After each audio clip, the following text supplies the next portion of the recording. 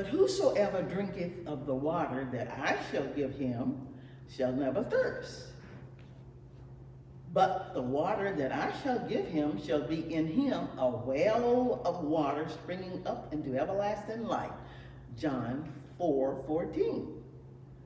The title today is God Provides Water from a Rock, taken from Exodus 17, verses 1 through 7.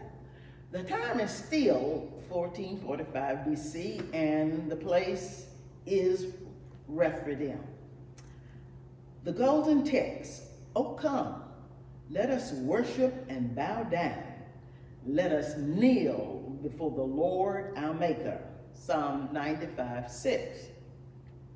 The outline has three parts again.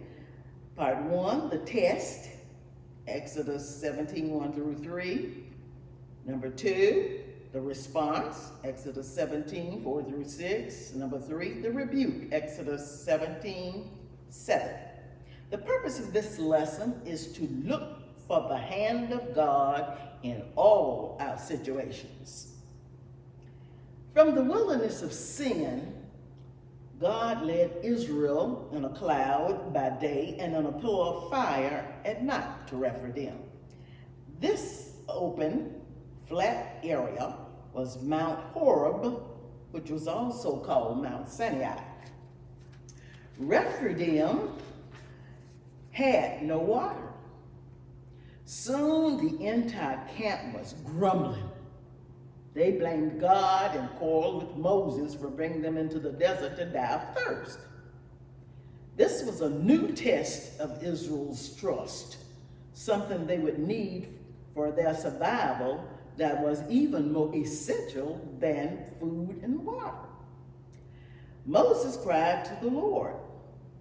The people were at the point of stoning him. The Lord gave Moses some specific instructions.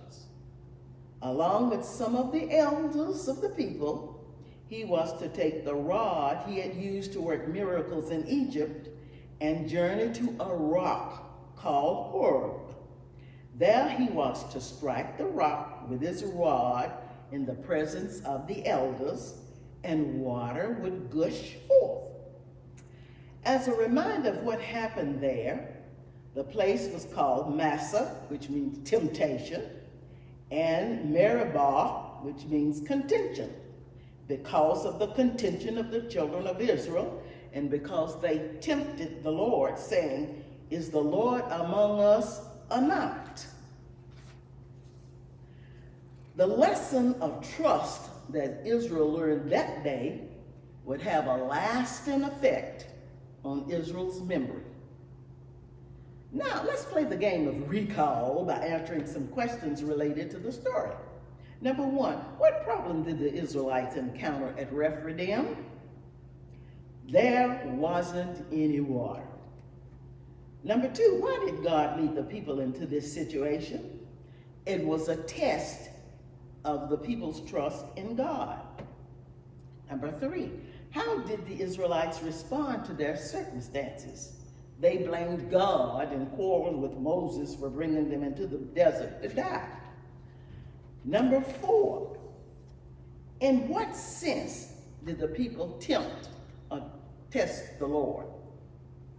Testing God in their unbelief was exactly what the Israelites were doing. They were testing his patience with their ingratitude and demands. They did not appreciate what God had done and was doing for them. Instead, they considered their circumstances unfair and demanded immediate relief. They even questioned God's presence among them. Why was this inappropriate? It was inappropriate for the people to test God in a spirit of unbelief, as if he won't really follow through. And let's remember, tempting the Lord can have disastrous consequences. Number 5, what did the people accuse Moses of doing? They accused Moses of bringing them into the wilderness to die. Who were they really challenging? They were challenging God. Number 6, how did Moses demonstrate his faith in the Lord? Moses appealed to the Lord. Number 7, what convinced Moses of the seriousness of the situation? He recognized that something had to be done soon and that only the Lord could do it. Number 8, how did the Lord graciously provide for the people? He instructed Moses to go out in front of the people, taking with him the elders of Israel and the staff the Nile River had been struck with. At a certain rock, the Lord would be standing in front of him.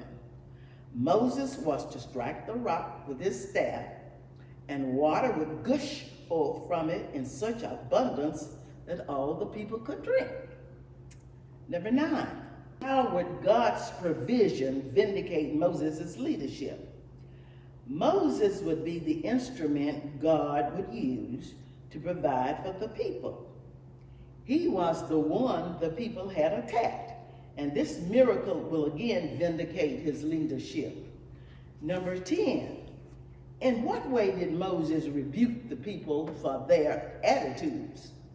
Moses said that the people had tested the Lord by saying, quote, "Is the Lord among us or not?" unquote. This greatly added to their guilt. It was bad enough to complain about their circumstances, but they had also questioned God's presence among them. In concluding this lesson, God wants us to trust him in all circumstances. Even if we don't understand exactly how he will provide for us, he always will. Take God with you wherever you go, and don't forget to vote.